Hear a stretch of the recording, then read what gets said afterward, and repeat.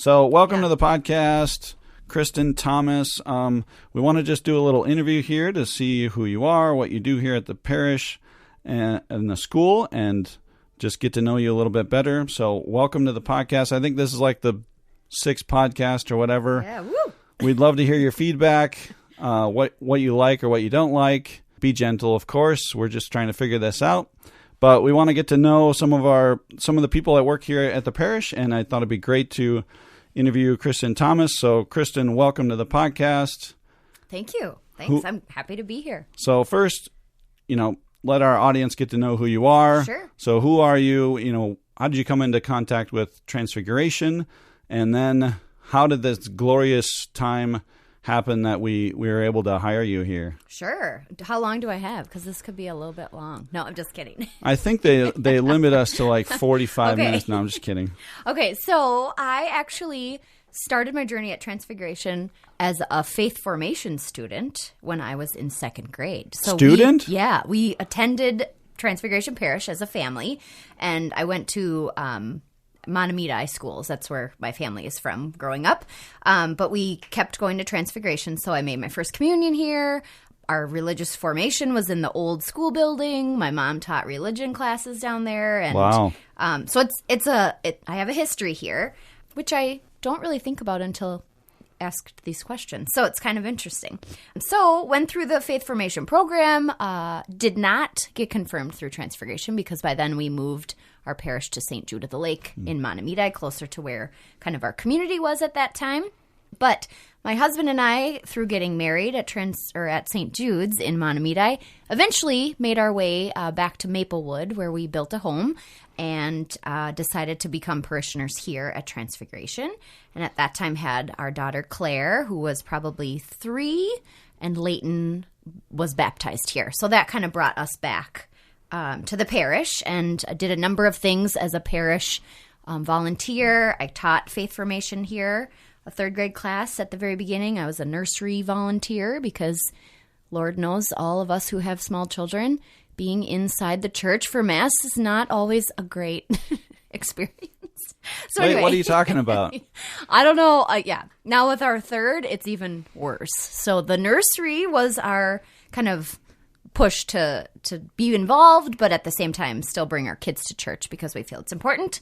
Anyway, that was a little bit of a segue. But then I did some volunteering with the Book Barn, created that for the Fall Festival. That was a few years back. I don't think there really is a book barn anymore, but it was fun while it lasted. It's a shed now. Yeah, right.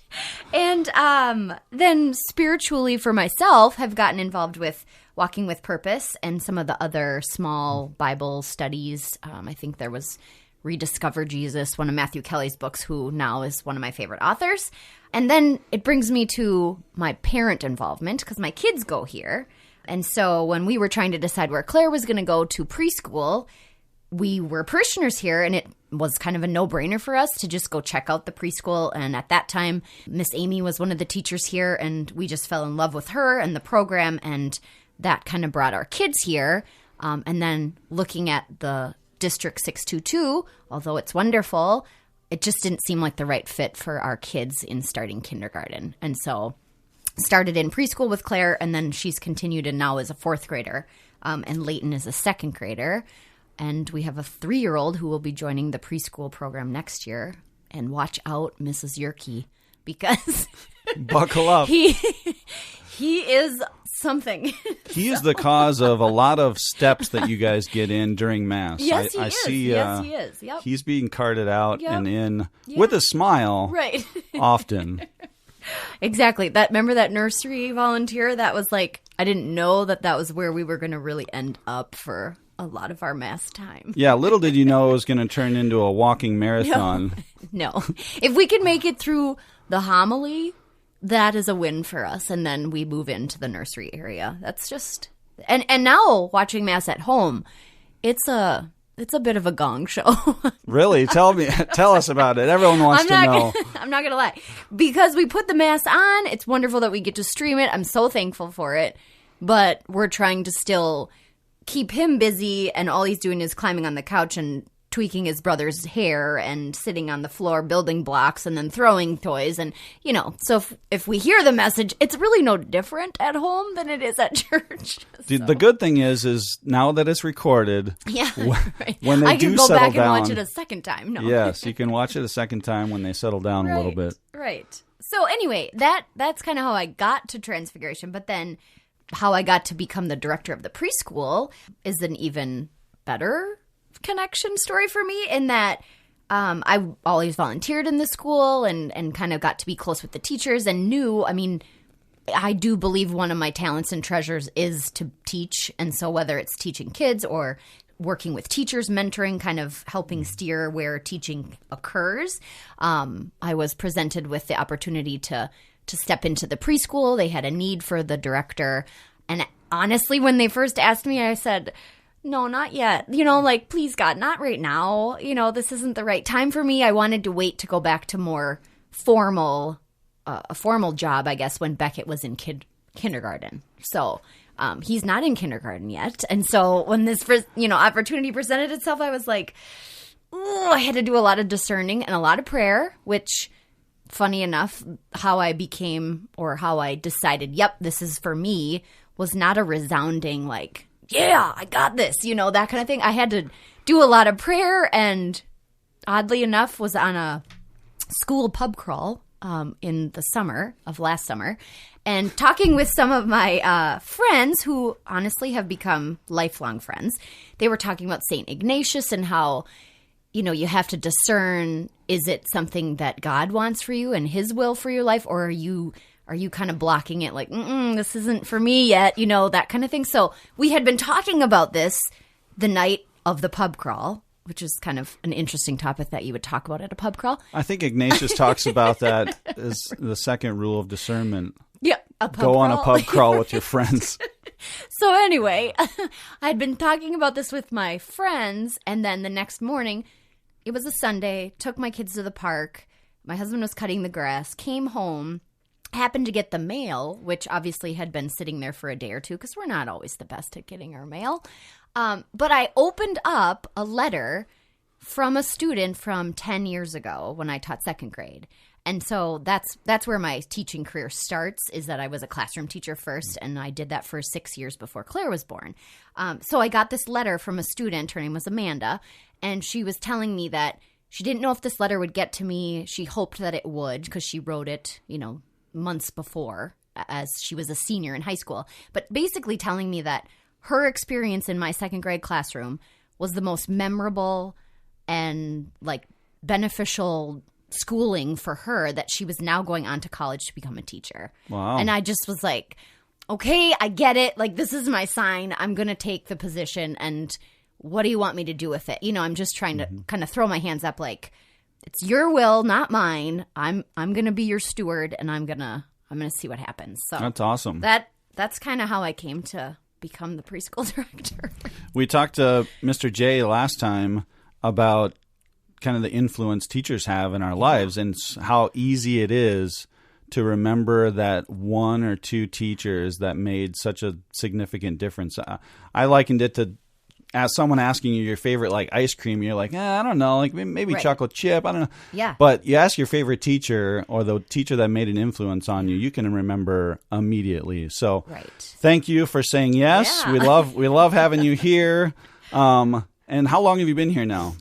As the director, just a year in August. So Okay. it's a new role. But as my kids have been here, obviously Claire's in 4th grade, so from preschool on. So we've been here for, I don't know, what's the math on that? That's not my strong suit. I don't know. I don't do that with microphones in front of me. Me neither. So I've been here 10 plus years. Let's just say that. I did have the distinct privilege of, I wouldn't call it teaching gym class to Claire. Yeah. I just kind of facilitated the madness. Right. But it was amazing. She's such a sweet little girl. Their class is the best class. Yeah. No offense to any other classes, right. but come on. Everyone's got a favorite. Right. So totally. They were great. I loved having her in class. She's so sweet. Are we talking about the same Claire? Yeah, I think so. I that happens a lot. With conferences. You talk about how sweet the kids are, and they're like, wait, what? Huh? Right. Yeah. Well, so. the apple doesn't fall far from the tree. I mean, she's a firstborn. she's a leader. She's got her opinions, and I'm not going to say that she doesn't get a lot of that from both my husband and I, because we're both firstborns, and there's a lot of clashing of yeah, that came out a little bit, but sharks and minnows doesn't require a lot of leadership, so we tried to stick to the simple stuff. Right. Well, good. What are some of we want to talk a little bit about how life is right now during this pandemic, during what we're doing. So what are some of the things that Transfiguration is doing, or even you're doing at home? Sure. Because you're at home now as well, not only teaching, but also teaching. Right. So, gosh, this is like a twofold, kind of threefold question. So, to stay sane as a parent, we're trying to give ourselves a lot of grace right now. And the pub crawls are closed right now. I know. Yeah. Liquor stores aren't, though. Oh. Anyway, I'm not really a big drinker, so that's not my deal. But trying to find a balance at our house, it's super challenging as a parent to try to not only have my husband working from home, I'm trying to squeeze in my hours of what I'm doing. My kids are working from home, right? They're doing the distance learning, which Transfiguration is doing a wonderful job of pushing out all these different opportunities for our kids to keep learning. And we try to remember that we're not in an academic crisis. We're not trying to get our kids to finish their curriculum, right? In this year, we're just trying to get them to learn a little something while they're at home. That's kind of the mentality of that. But that 3-year-old we have in our house poses a big challenge to any sort of routine. And so for him, there is no routine right now. It used to be we drop the big kids off at school and we come home and we do our thing, and he might have his little sports class. Now we're just in each other's space all the time, and that's been really challenging. It's a grind, isn't it? It feels like Groundhog Day, I'm not going to lie, every day. And there's been some crying on all fronts of all of us. He reminds me of like a happy Tasmanian devil. Yeah. Just exactly. Like a he's always smiling. Yeah. But, there's always some mischievous motives under there. Real impulsive, and we kind of call him a three-nager. But anyway. Love it. He's awesome. Yeah. Our family, we are trying to take in the positives of this time, too, in that we're getting to play games with our kids that we maybe wouldn't have been able to do so often, right? Because now we're turning to those as we at least can play games. We're spending a lot of time outside. We're biking. We never really biked as a family. Now we're starting to do that. Praying more. We're watching Mass together. The routine of our life has gotten a little bit more relaxed, which we're enjoying. But at the same time, it's also difficult.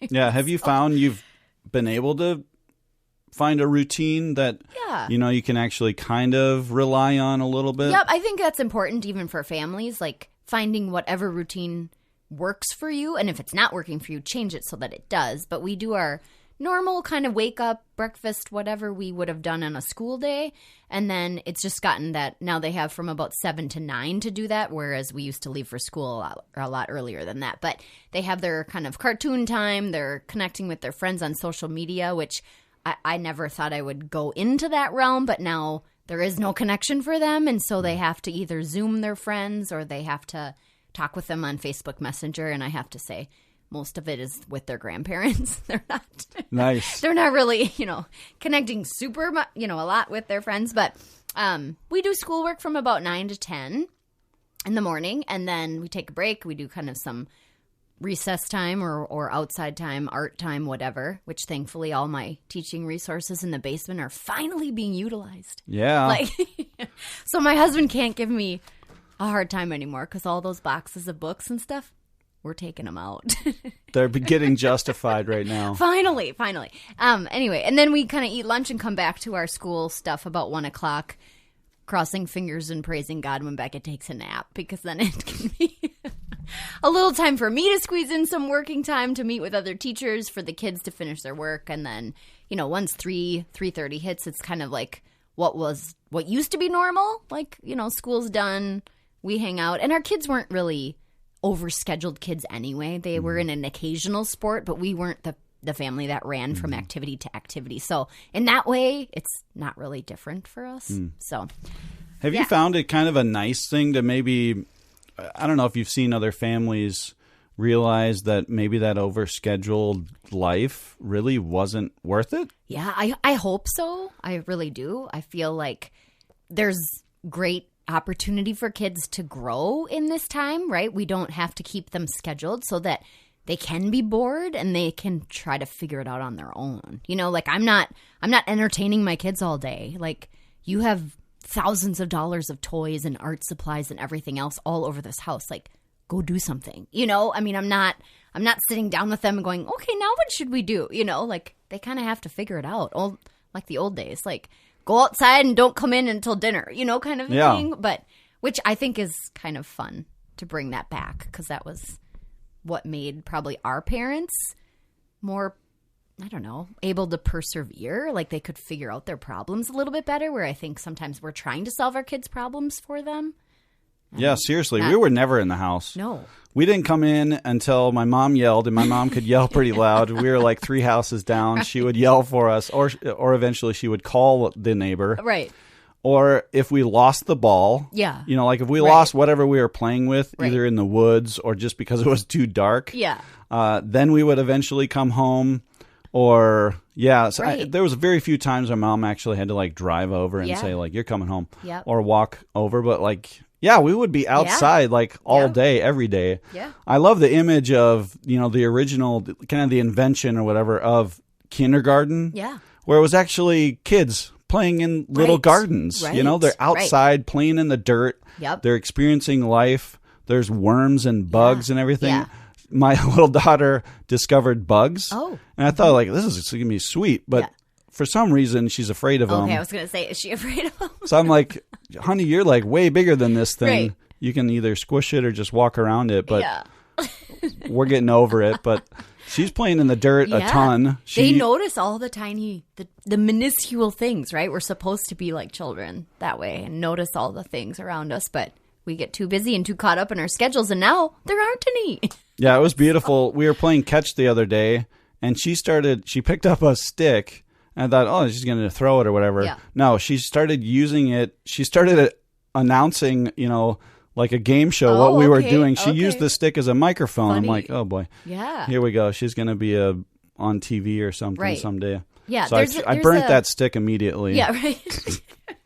No, there's a real opportunity for kids to use their imaginations right now when it's difficult at first because they're not used to having to use them, right? So they have to practice, and it can be a little laborious as a parent to continue to facilitate the opportunities for them to use their imagination, but bear with it. It's worth it. Yeah, sandbox time. Yeah, get out sandbox, there. Throwing rocks into a pond, you know, going for walks, that kind of stuff. Yeah, just don't throw rocks into the yard like my daughter does. Then you cut the grass and break your leg. Yeah, or just, you know, fling it against the window in the house. Right. So, Kristen, my first kind of more in-depth interaction with you was through ECFL. Yeah. So it was a beautiful experience, and I do have to commend you for all the effort you put into it, but also the gifts that you have. You did such a wonderful job teaching the parents. Can you kind of explain a little bit what that program is? I think it was also a little bit of a jumping in, you know, putting your toes into the water a little bit experience with the church and the school as well. For sure. Yeah, it's a great connection. ECFL was created by two people, Joanne and Alan Foley. And Joanne was an ECFE teacher.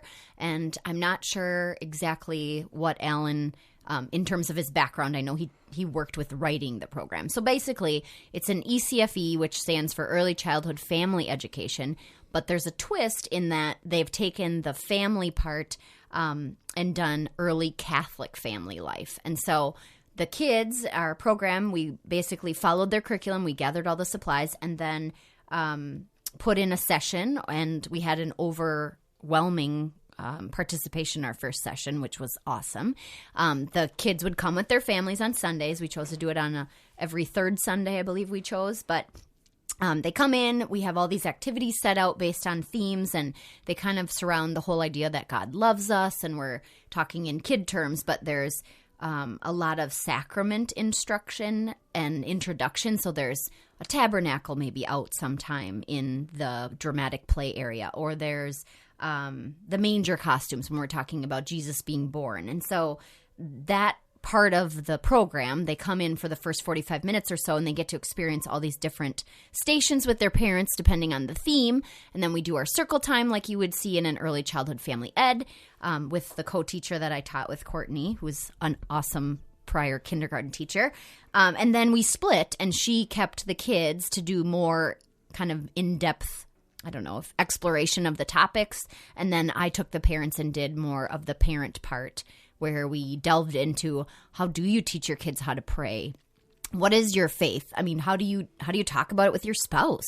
Do you make Sundays holy? What does that look like for a family now when we were so busy and, our lives were kind of out of whack? Now Sundays probably look a little bit different for families, but yeah, it was a really cool experience, and we did 2 sessions of it. We had hoped to do a 3rd session this coming fall, and so I'm crossing my fingers that still will take place, but of course we're always waiting on the next information right now. So yeah, one of the things I loved about the program is it's kind of what we're talking about already, that these parents and kids are able to come together, and it's not just drop your kid off and they learn about Jesus a little bit.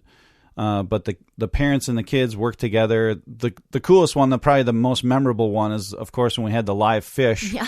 I think only maybe 2 of them survived. Yeah, they didn't make it. That was our kind of a sensory experience, and it was about God made everything, and that was one of our options where we could have pretend fish, or we could have live fish. Well, come on, we're going to pick the live feeder goldfish, right? But I don't know if we anticipated them touching them and handling them as much as they did, and then they didn't quite make it. Yeah, a lot of those kids probably have like pets at home that they touch, you know, realizing that you don't touch the goldfish, that their lives are quite fragile. Yeah, right. But it was cool, and until they all started floating. But it was still kind of a fun thing. But it is a wonderful kind of Montessori-based interactive program, and not just for the kids, but also for the parents. So the parents would walk around with the kids, do all the activities, and then the kids got to, like you said, dive in a little bit deeper, and the parents got to maybe have a little egg bake and talk about what they're doing at home. It's an opportunity for parents to kind of get out of their routine and world and think about what is most important to us, and is this faith important to us, and also kind of working with other parents too. Like, what are you doing at home? How do you talk about? How do you do prayer time? How do you do, and a number of the parents kind of talked about, the blessings of our preschool and the blessings of the school, in that their kids would come home and potentially even teach them a couple prayers that they hadn't known before. Right. Well, I just like the program too, because it's you baptize your child, and then there's not a whole lot for you to participate in until they go to preschool. Well, that's like not until age 3 or 4, because some people don't send their kids to 2 years of preschool. I'm a proponent of 2 years of preschool before kindergarten, but this is an opportunity for families between those times to still stay connected to other young families, but then also be a part of the school before they're actually in the school, because ECFL, I think, lends itself real nicely to, here's what we're experiencing in ECFL. It's continued on into preschool, right? And now even in our school, we're starting to do Catechesis of the Good Shepherd, which our preschool has gotten to go to as the 4 and 5-year-old level. And I've gotten to be in there every week with them. And wow, I mean, it's like a really beautiful experience that initially, when I heard about it as a parent, I was kind of like, okay, what is this sort of a thing? But now seeing it with my own eyes, I'm amazed at the fact that children are picking to go sit by the prayer table and take a minute of silence to see if Jesus can speak to their heart. I mean, come on. That's gold right there, you know? And for my own son, it's his favorite specialist. Like, not gym, not music, not, Spanish. He loves CGS because it's quiet and you can be, reverent and just kind of do the activities, but he has a real spiritual connection, and this is feeding that for him too. So, sorry, that was a segue from No, ECFL, I think it's actually what we want to lead into. I think it's actually a perfect thing. So many times in our culture, we think that our kids aren't going to be able to be silent for more than 4 seconds, and they're not going to be able to not be active, and they're not going to be able to act patiently and to think about introspective things. Right. And oftentimes we're just not giving them enough credit, and we're not giving them the appropriate opportunity. Right. So maybe talk about, that opportunity and what is so great about Catechesis of the Good Shepherd. Why is it such a wonderful program? For right now, I've just gotten to see it a little bit on the outskirts. So I was planning and hopefully going to attend the training this summer to become, hopefully still. Yeah, right. To become a catechesis teacher in the event that would work out for our scheduling and everything else. But the atrium is what they call the environment that they walk into. There's a lot of different stations set up within that atrium, and it's also a Montessori-based program. And so it's a hands-on kind of experience for the kids only after they've been taught by the leader as to how to complete the different tasks, and they call them works that they complete.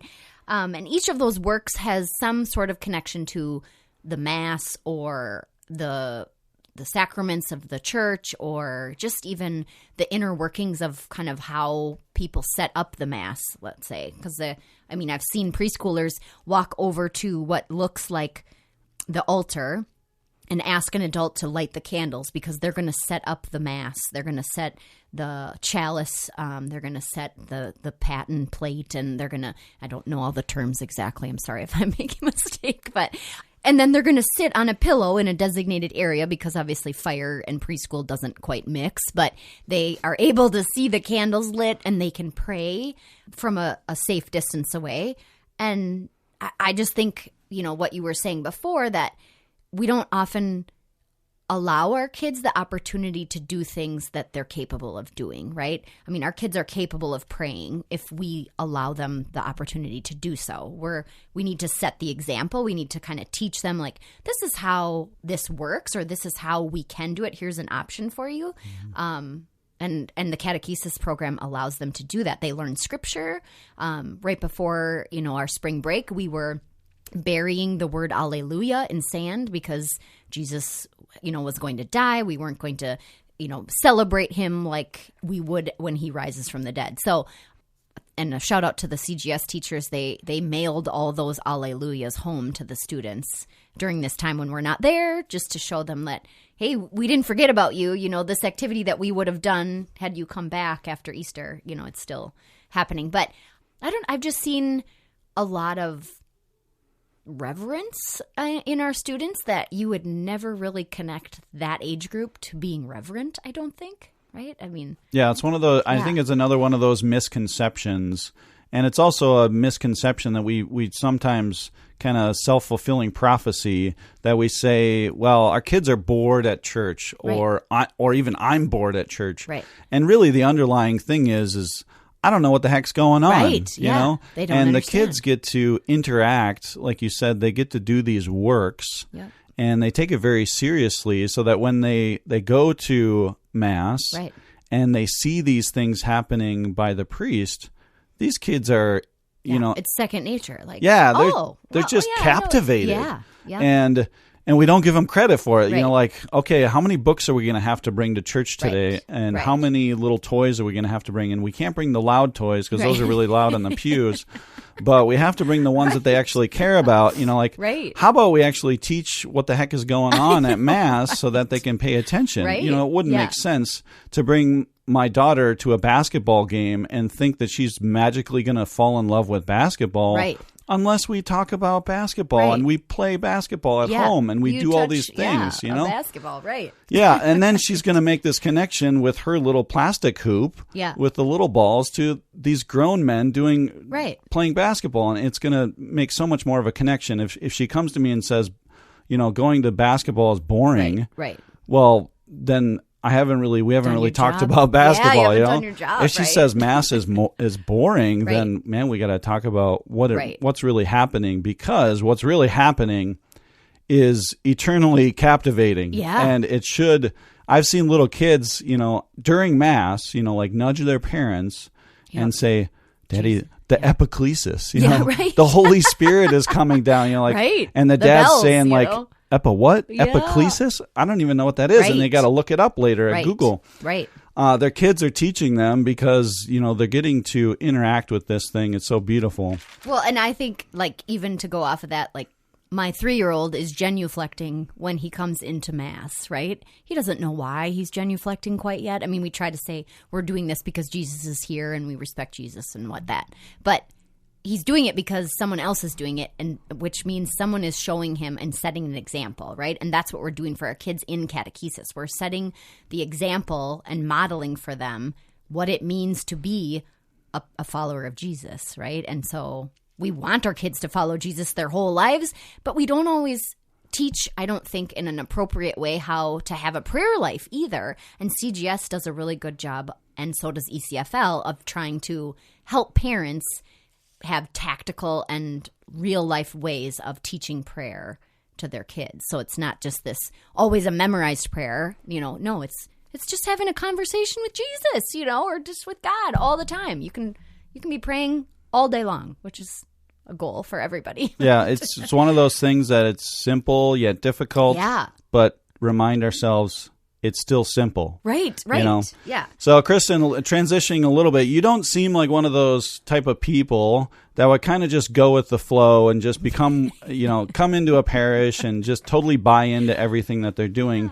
I would imagine you would maybe even leave if you thought it was totally bogus and you didn't buy in. So what kind of keeps you here at Transfiguration? What's a blessing for you? Yeah, I think, when we started our journey of picking a school for Claire, at that point, my spiritual relationship was, I prayed, I read scripture, I did things like, I had my intentions and things like that. But putting your kids in an environment where it's embedded every single day has made both my husband and I stronger in our faith, right? Because they are asking questions, they are coming home and they're telling us things, and I'm needing to step it up, basically, so that I'm ahead of what they're telling me almost, and I can continue to model for them all these different things. So number one, that's what keeps us here, is that it's embedded in everyday life for them and their schooling. And, as a public school teacher, I didn't have that experience, right? I taught in a school. I loved it. I loved my job. I loved my families. I loved my kids, that I taught. But now, thinking about it, I don't know if I could take my kids and put them in a place where there are no pictures of Jesus. There are no crucifix. There are no crosses. Nobody prays. You don't start your day with prayer. So that's huge for us. That we have the faith embedded every single day. It's just a part of what we do and who we are.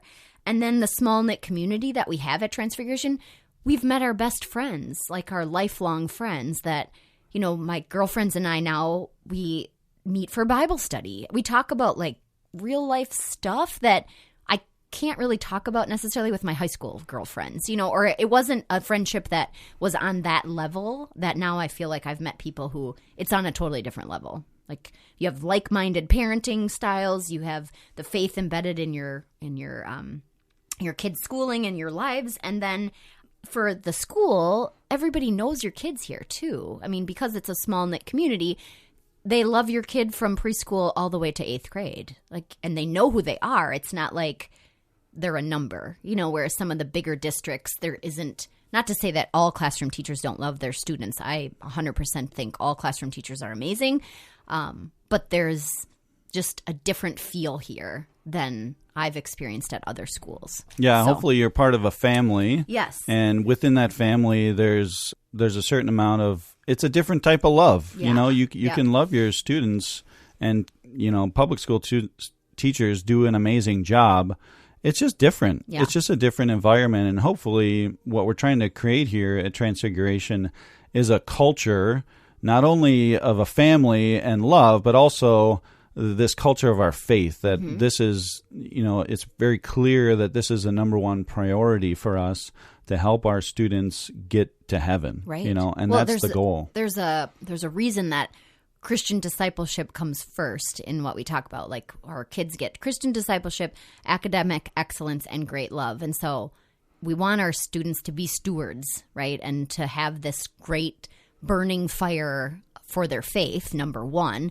Then we are academically providing excellence for our students from pre-K through 8th grade, and then that they have this love that you're talking about, that it's more of a family love versus just a teacher-student kind of a relationship. Yeah. So, looking through my notes here, I don't know if I have any more questions. So the floor is yours to talk about anything I either forgot or you'd like to talk about as well. Yeah, I'm going to plug our preschool program, I think, just because of the role that I'm currently in as the director. We have a fabulous program that's play-based that incorporates the faith from the minute the students come in. They do a daily prayer. They're talking about who they want to pray for, which I think is awesome. They have that connection to CGS. And then we have the other typical traditional elements of a preschool program where they have the different choice areas that they get to do. They're experiencing different themes, whether right now I think our preschool programs online are pushing out things to do with the garden or springtime, bugs, insects, things like that. So I think if you haven't considered sending your child to Transfiguration's preschool, I would ask you to consider it. I'd ask you to come in and tour the preschool. And obviously right now we can't do personal tours in physical space, but we can do Zoom and virtual tours. I know our principal is doing some of those with students too. So I think there's a misconception that with things being the way they are right now that enrollment has stopped, and that's not true. Like, we are enrolling students currently.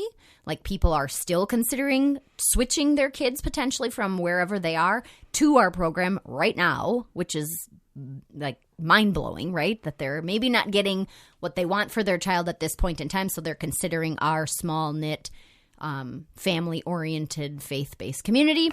And so to set up a tour, to talk to me, I can be reached either on the website, or you can email me at ktomas@transfigurationmn.org. And I check my email religiously because that's what we do right now, right? From virtual and off-site and all that kind of stuff. So our phones are buzzing right now. Right. Hopefully they're calling right now. Yeah, and also we do have a scholarship fund for any families that are transferring in from a public school or other chartered school. So please take advantage. There is that money has not gone away in this crisis. That is still there and ready for any families to transfer into the school right now. Right. And even for preschool, there's the Schultz Foundation. I think it's SCHULZ, and that has some financial opportunities for families for preschool-aged kids, because I think sometimes people wonder, well, are there scholarships for preschool? That foundation is specifically set up for kids that are in preschool that maybe they need a little bit of assistance. And then going beyond that, our wonderful parish has a great setup for some tuition assistance. So, yeah. Yeah, it's been great to talk with you. I hope and pray that this ends soon so we can get back to our regular learning. But you are an amazing ambassador for our school and our preschool, so thank you for being here. Thank you for continuing to work here at Transfiguration. We're glad to have you. We're going to keep you around forever. Yeah. If you're thinking about leaving, just go on another pub crawl and ask the Lord. We do have a preschool virtual family pajama party tonight, so I have to get going and plan and make sure that our music is set for our dancing, and we're going to have a story that's shared, and it's a BYOS, bring your own snack. Bring your own snacks to the party tonight. So we're going to be doing that tonight. Awesome. For the preschool. Nice. Yeah. Thank you for having me. Thanks for listening. Please get into contact with Kristen and our principal. You can go on to our website at transfigurationmn.org for more information and to learn more about our school. We deeply love our school here, and we are firmly committed to making it the best possible school we can. So tune in next time. God bless.